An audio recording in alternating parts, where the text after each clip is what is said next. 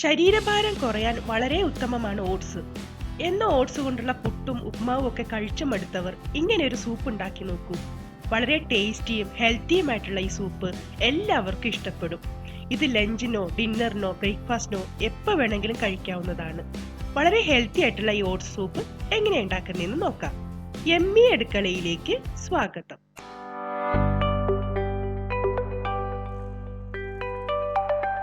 Soup ഉണ്ടാക്കാനായി ഞാനിവിടെ 4 table spoon oats എടുത്ത് വെച്ചിട്ടുണ്ട്. വറുക്കാത്ത ഓട്സ് ആണിത്. ഇതിലേക്ക് ആവശ്യമായി കുറച്ച് പച്ചക്കറികൾ കൂടി ഞാനിവിടെ എടുത്തിട്ടുണ്ട്. കുറച്ച് ക്യാബേജ് പൊടിയായി എരിഞ്ഞത്, കുറച്ച് ബീൻസ്, കുറച്ച് ക്യാരറ്റ് പൊടിയായി എരിഞ്ഞത്, കുറച്ച് സ്വീറ്റ് കോൺ. ഇത്രയുമാണ് ഞാനിവിടെ എടുത്ത് വെച്ചിരിക്കുന്നത്. നിങ്ങൾക്ക് നിങ്ങളുടെ കയ്യിലുള്ള ഏത് പച്ചക്കറി വേണമെങ്കിലും ഉപയോഗിക്കാവുന്നതാണ്. ഇനി നമ്മൾക്ക് സൂപ്പ് ഉണ്ടാക്കാൻ തുടങ്ങാം. അതിനായി ചൂടായ ഒരു കടായിലേക്ക് 1 ടീസ്പൂൺ ഓയിൽ ഒഴിച്ചു കൊടുക്കാം. ഞാനിവിടെ വെജിറ്റബിൾ ഓയിലാണ് ഒഴിച്ചു കൊടുക്കുന്നത്. നിങ്ങൾക്ക് വേണമെങ്കിൽ ഒലിവ് ഓയിൽ വേണമെങ്കിലും യൂസ് ചെയ്യാവുന്നതാണ്. എണ്ണ നന്നായി ചൂടായി വരുമ്പം ഇതിലേക്ക് 2 അല്ലി വെളുത്തുള്ളി ചെറുതായി നുറുക്കിയത്, 2 കുഞ്ഞുള്ളി ചെറുതായി അരിഞ്ഞതും കൂടിയിട്ട് നന്നായി വഴറ്റി കൊടുക്കാം. വെളുത്തുള്ളിയൊക്കെ നന്നായി മൂത്ത് വന്നപ്പം ഇതിലേക്ക് നമ്മൾ അരിഞ്ഞു വെച്ചിരിക്കുന്ന പച്ചക്കറികൾ ചേർത്ത് കൊടുക്കാം. ഇനി ഇതെല്ലാം കൂടി നന്നായി ഒന്ന് വഴറ്റിയെടുക്കാം.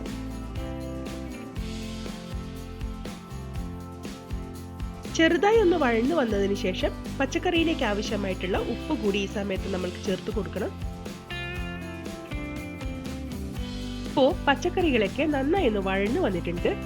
ഇനി ഇത് മൂടി അടച്ചു വെച്ച് ലോ ഫ്ലെയിമിൽ ഒരു 3 മിനിറ്റ് നമ്മൾക്ക് വേവിച്ചെടുക്കാം. 3 മിനിറ്റിന് ശേഷം നമ്മൾക്ക് മൂടി തുറന്ന് നോക്കാം. പച്ചക്കറികളൊക്കെ ഏകദേശം ഒന്ന് വെന്ത് വന്നിട്ടുണ്ട്. ഒരുപാട് വെന്തുടഞ്ഞു പോവരുത്.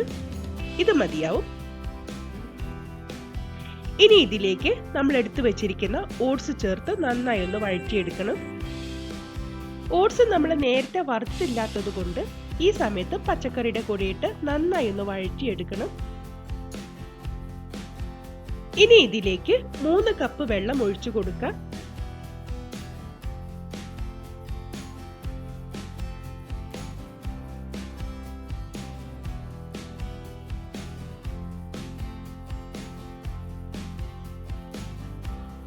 ഇനി ഇത് നന്നായി ഒന്ന് തിളച്ചു വരുന്നത് വരെ നമ്മൾക്കൊന്ന് വെയിറ്റ് ചെയ്യാം.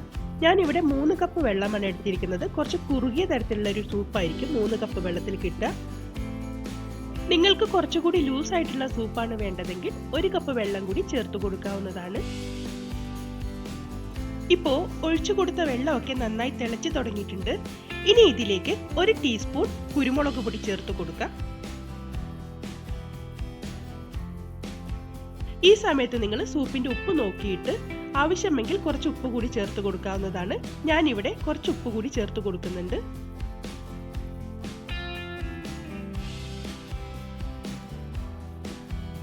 ഇനി നമ്മൾക്ക് ഫ്ലെയിം ഒരു ലോ ടു മീഡിയത്തിലേക്ക് ഇട്ടതിന് ശേഷം മൂടി അടച്ചു വെച്ച് 5 മിനിറ്റ് നമ്മൾക്ക് വേവിച്ചെടുക്കാം. 5 മിനിറ്റിന് ശേഷം നമ്മൾക്ക് മൂടി തുറന്ന് നോക്കാം. പച്ചക്കറിയും ഓട്സും ഒക്കെ നന്നായി വെന്ത് സൂപ്പൊക്കെ നല്ല കുറുകി വന്നിട്ടുണ്ട്.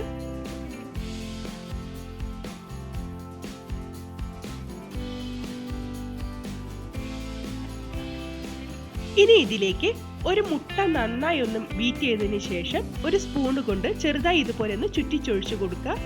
വെജിറ്റേറിയൻസിന് ഈ സ്റ്റെപ്പ് ഒന്ന് സ്കിപ്പ് ചെയ്യാവുന്നതാണ്. ഇങ്ങനെ മുട്ട ഒഴിച്ചു കൊടുത്താൽ സൂപ്പിന് നല്ലൊരു ടേസ്റ്റും നല്ലൊരു ഹെൽത്തി ആയിട്ടുള്ളൊരു സൂപ്പുമായിരിക്കും.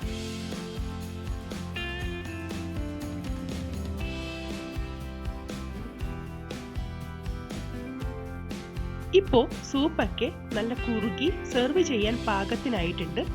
ഇനി ഇതിലേക്ക് കുറച്ച് സ്പ്രിംഗ് ഒണിയന്റെ ഗ്രീൻ പാർട്ട് കൂടി അരിഞ്ഞത് ചേർത്ത് കൊടുത്തതിന് ശേഷം നമ്മൾക്ക് ഫ്ലെയിം ഓഫ് ചെയ്യാം.